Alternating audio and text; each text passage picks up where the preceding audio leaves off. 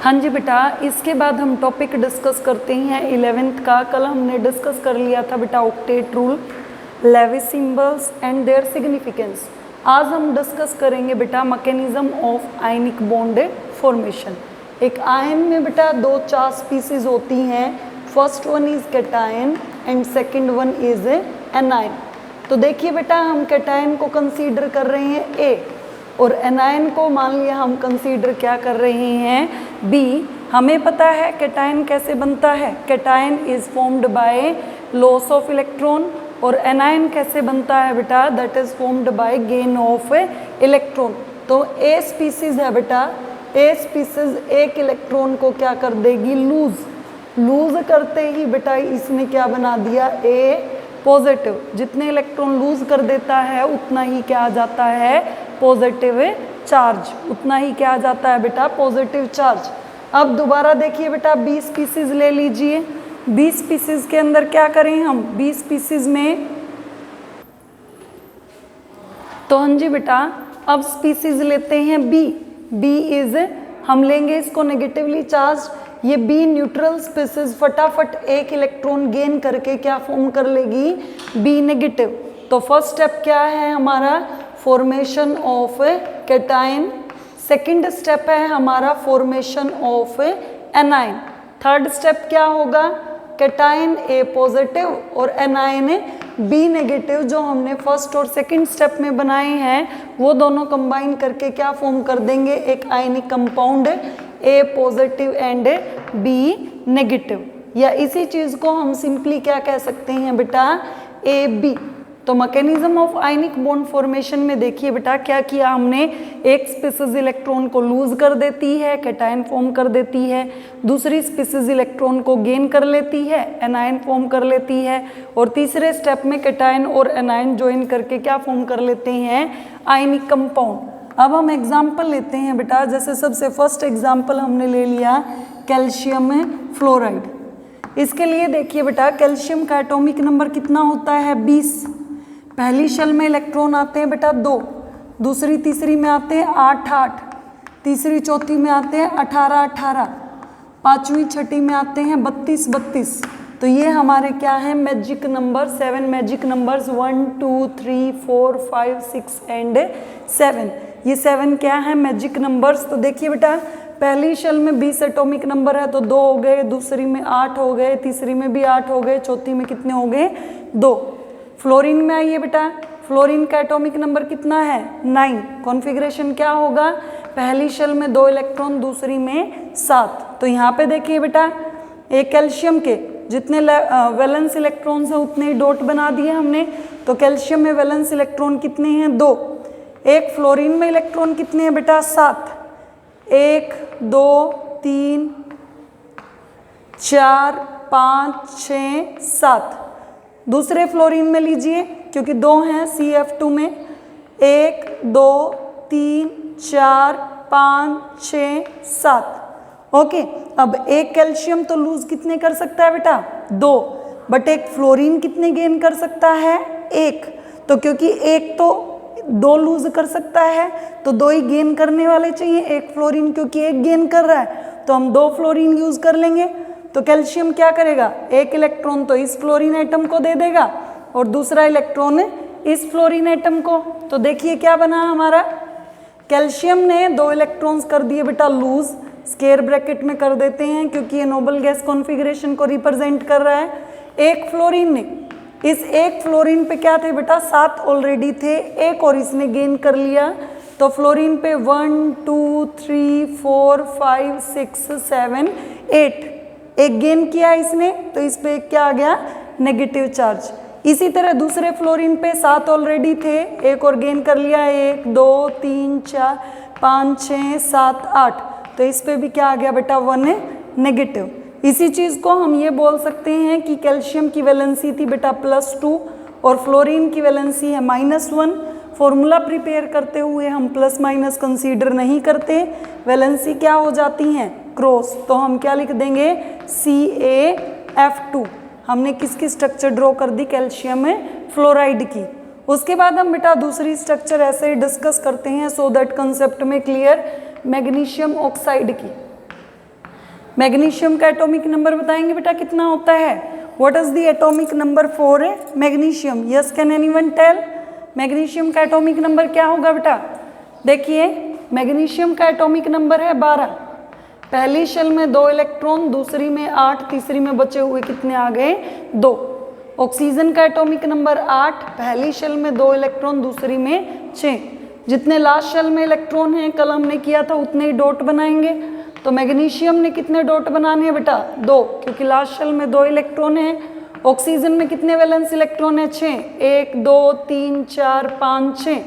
तो मैग्नीशियम के पास ये 2 एक्स्ट्रा हैं, इसके पास ऑक्टेट पूरा करने के लिए 2 की डेफिशिएंसी है, तो ये कंप्लीटली ट्रांसफर कर देगा किसको?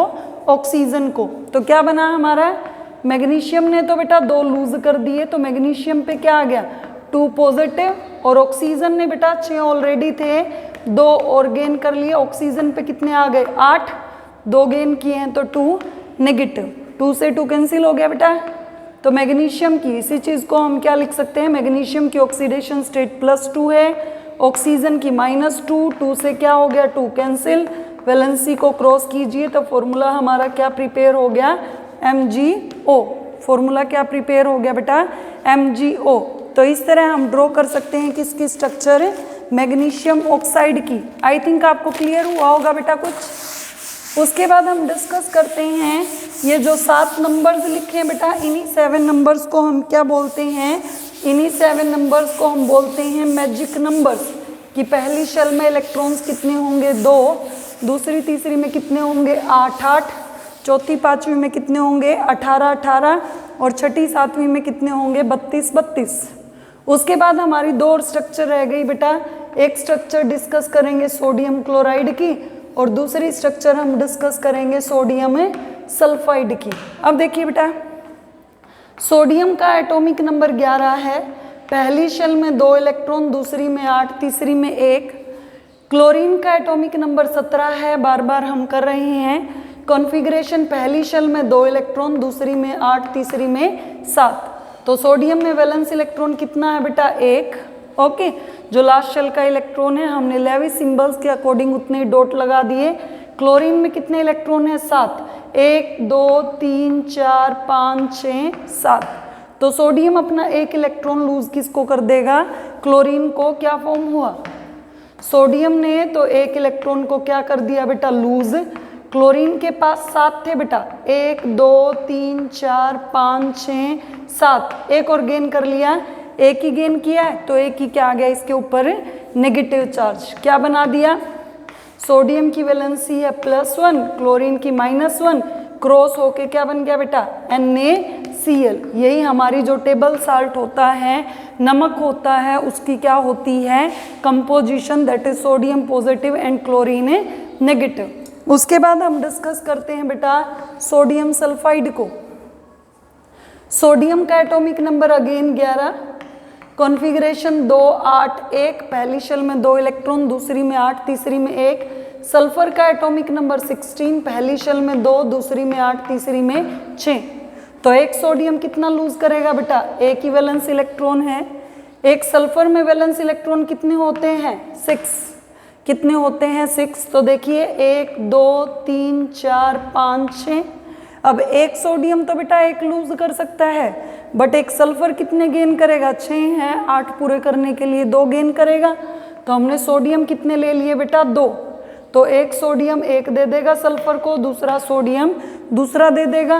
क्या बना? देखिए पहले सोडियम ने 1 लूज कर दिया तो इस पे क्या आ गया? 1 पॉजिटिव। दूसरे सोडियम ने भी क्या लूज कर दिया? 1, तो इस पे भी क्या आ गया? 1 पॉजिटिव।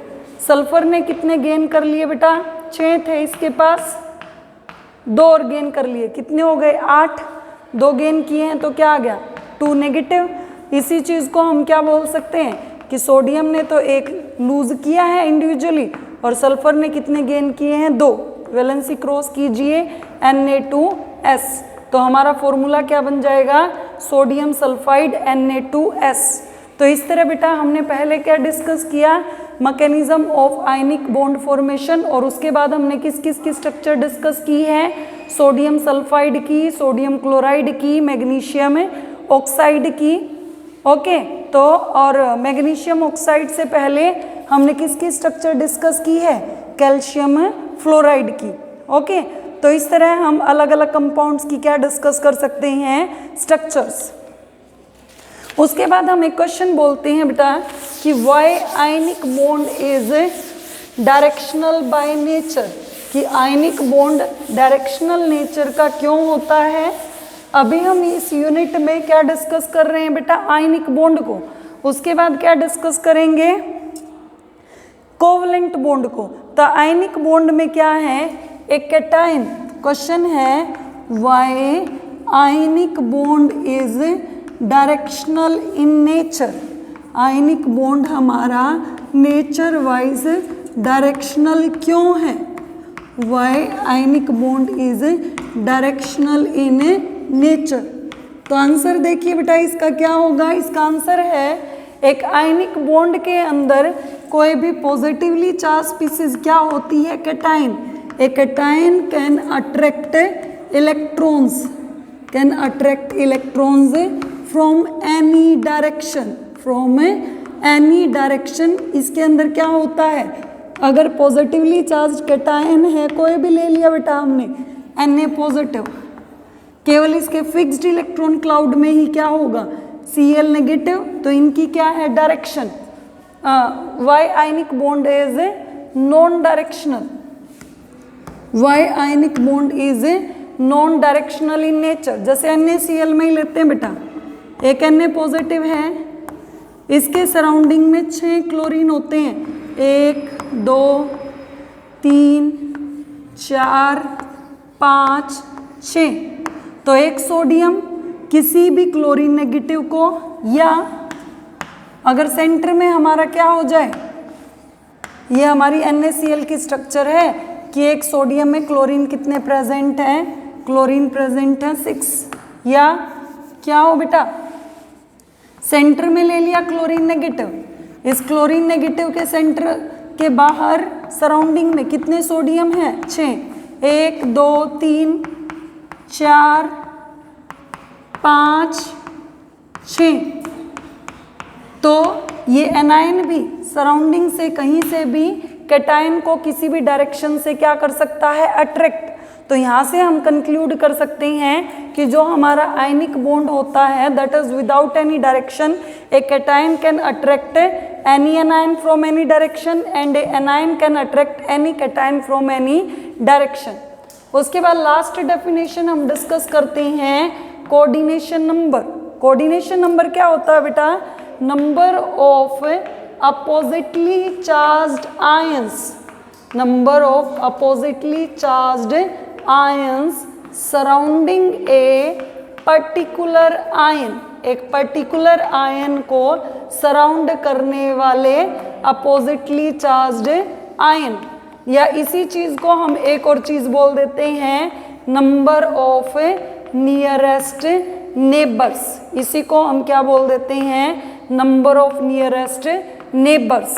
ओके, मतलब क्या है, यही NaCl वाला एग्जाम्पल यूज करेंगे बेटा। एक सोडियम के सराउंडिंग में क्लोरीन 6 हैं, ये अपोजिटली चार्ज्ड हैं, और एक Cl नेगेटिव के सराउंडिंग में अपोजिटली चार्ज सोडियम आयन है। तो या तो हम क्या बोलें अपोजिटली चार्ज्ड आयंस, या हम क्या बोलें ये अपोजिटली चार्ज्ड भी हैं और ये इस क्लोरीन के क्या हैं, नियरेस्ट नेबर्स भी। तो इस तरह हम किसको डिफाइन कर सकते हैं बेटा, कोऑर्डिनेशन नंबर को। तो आज हमने डिस्कस किया है बेटा mechanism of ionic bond formation, उसके different examples, ionic bond non directional nature में क्यों होता है, और लास्टली हमने क्या डिस्कस किया है, कोऑर्डिनेशन नंबर। ओके बेटा, थैंक यू।